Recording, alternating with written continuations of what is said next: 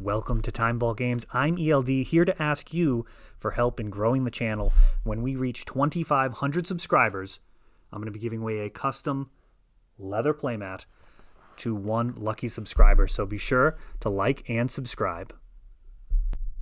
Welcome to Fast Effect Double Speed Magic the Gathering from ELD's Timeball Games in Bellingham, Mass. We've got Pyle Souza on Snow Control versus Andrade on Food Chain. I believe this is the first week that Renin 6 is either banned or this will be the last time he's playable. We'll find out, I'm sure, over the course of this game. If it is legal, it will be showing up in Pyle's deck. Food Chain, on the other hand, a very spicy meatball. We've got Manipulate Fate, one of the dead giveaways to the deck, looking to get a couple of Mist Hollow Griffins along with a 3 casting cost one. His name escapes me at the moment. Baleful Strix draws a card for Pyle.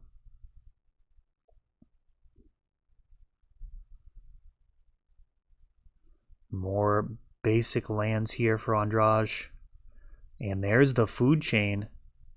And if this sticks, it's actually one of the harder cards to get off the table for many control decks, being an enchantment. Force pitches a Mist Hollow Griffin. And now a Leovold. Some devastating glare on that card. This is some older footage. That completely blown out card is Leovold.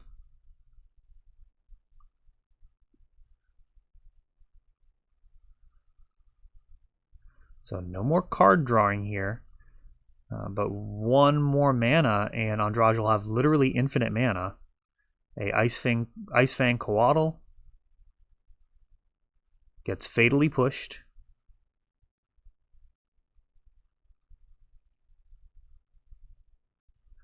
And Leovold allows one card to be drawn each turn, so that Ice Fang actually does cycle.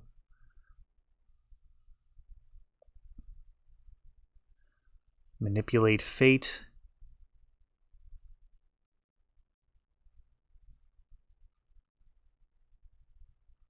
Grabbing these Mist Hollow Griffins.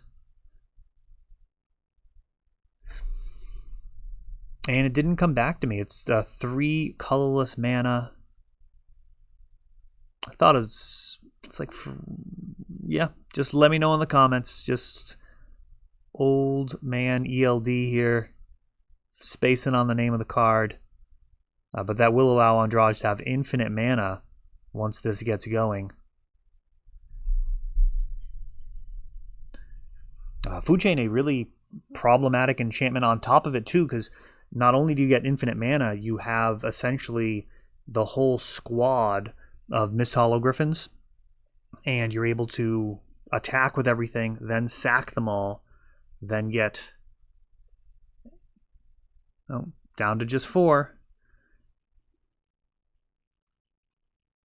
Oh, this one's resolving and now Walking Ballista. So if he didn't have the Walking Ballista, he still would have been in fine shape, as these Mist Hollow Griffins could essentially attack each turn, then block, then be sacrificed, recast, of course, untapped, and then block. Walking Ballista looking to ping Pyle out of the game here. This Leovold. Pyle not actually going to be able to stop it. All of those counters were removed. So ultimately, anything that he does is still going to end with being killed by those triggers. But it's something to keep in mind if they do have some type of response in their deck. As you're using Leovold for defense, it does provide a degree of protection versus things like Tendrils and Walking Ballista. More so for Tendrils, because you can draw a card like Flusterstorm. So Andrade taking down game number 1 with Walking Ballista. All right, hopping over the shuffling. Snow Control. Gonna look to keep that food chain off the table. It really is a problematic card for, I mean, really any deck in the format. The ability to have, of course, a one-shot kill once it aligns, but even if you don't get it, being able to replay the Eternal Scourge and Mist Hollow Griffin after attacking.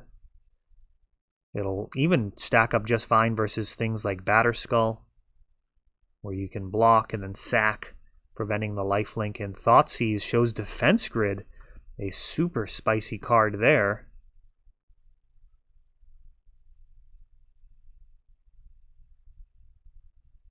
Brainstorm being taken. And it looks like Force, Flusterstorm, a whole bunch of goodies there. Icefang Coatl as well. Misty, Rainforest is played.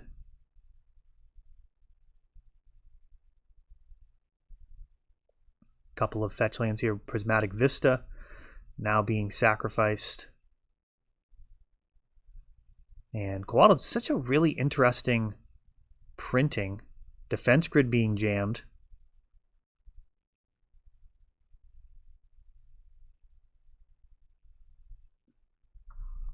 Interesting decision at this stage of the game, given the rest of his hand. I'm not sure I am totally in love with that. He's got a Force of Will that can be used on opposing forces. We'll see how this plays out. Defense Grid can often be played almost as a Orum's Chant, where if you play it on your turn, your opponent has to counterspell it. And Defense Grid now getting cleared. I'm assuming by Angarth's Rampage. I can't actually see it.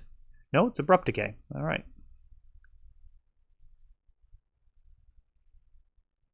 So Abrupt Decay being in the list does mean that Pile has cards that can potentially answer Food Chain.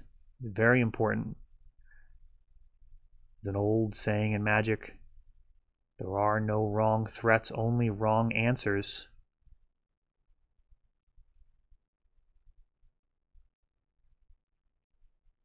Pyroblast stops this second Icefang Coatl. And Andrade, as we see there, playing a Breeding Pool.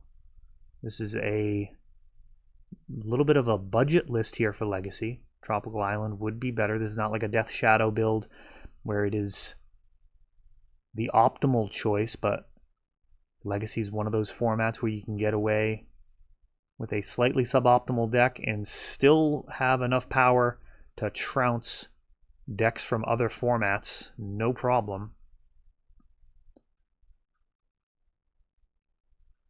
And we're going to have Force of Will pitching Mist Hollow Griffin. That gets Flusterstormed. And that would be a 3 Storm. So not going to be able to pay for Flusterstorm.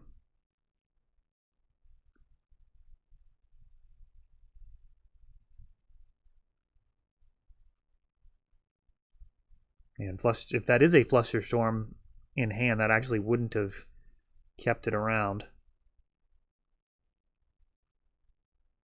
Icefang Coatl being played and draws a card.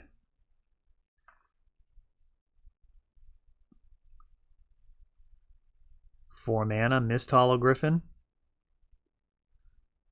And this playing out like a Skies control deck now. Does 5 damage in the air. Baleful Strix trades in with Icefang Coatl.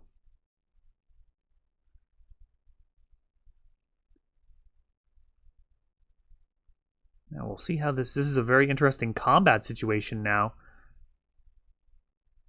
I would have imagined that Baleful Strix wanting to trade with Mist Hollow Griffin, as Mist Hollow is way worse in the graveyard. 4 damage coming across. Inquisition a Kozilek now.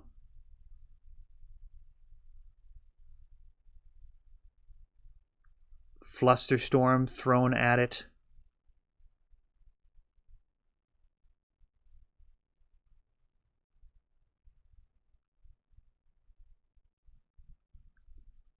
And if there's further responses, oof, this hurts. This hurts. So Ice Fang being played.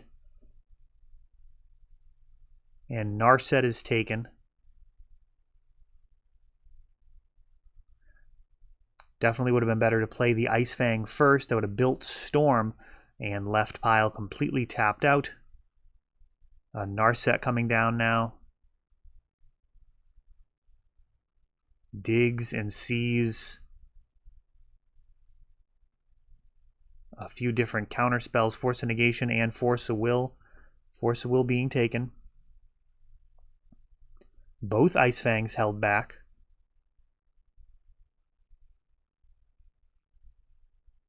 Abrupt Decay takes out Narset.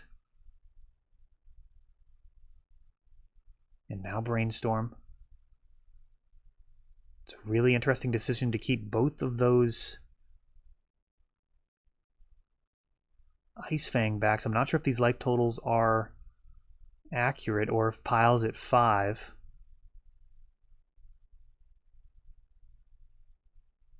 If he's at 5, then it's totally fine.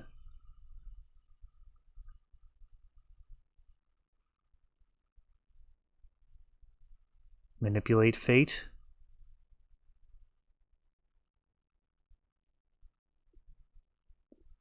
That gets Force of Will going down to 7. 5 damage potentially in the air. 3 comes in. And this is a very close game here. Andraj in good shape. Pile's definitely going to need something to pull out of this. Walking Ballista being played. Creating even more inevitability. Another Goyf, but that does nothing to control these skies. Flying creatures. Gonna be turning sideways. Gonna have to go with all of them. Pyroblast takes out the biggest option. Flusterstorm. Another Flusterstorm.